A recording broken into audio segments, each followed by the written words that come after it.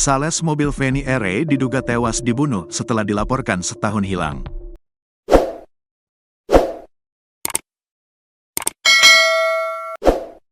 Feni R.E. ditemukan warga sudah menjadi kerangka dengan mulut terikat pada Senin, tanggal 10 Februari tahun 2025, di kilometer 35, Kelurahan Batang Barat, Kecamatan Wara Barat, Palopo, dekat wisata air terjun Batu Dewa.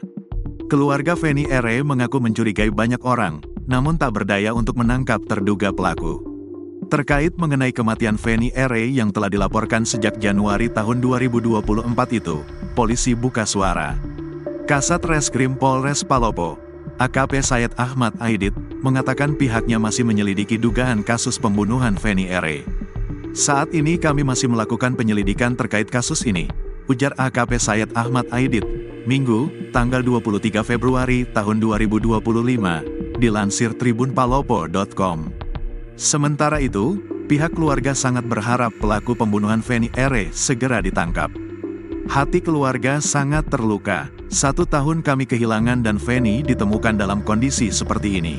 Anak ini, Feni R.E., pasti dibunuh. Kami banyak mencurigai orang, tapi kami tidak berdaya untuk menangkap pelakunya, kata paman Feni, Farwi. Sebelumnya, orang tua Feni R.E. melihat darah di kamar serta di celana yang tergantung di pintu kamar anaknya pada Kamis, tanggal 25 Januari tahun 2024. Sejak saat itu juga Feni R.E. dinyatakan hilang.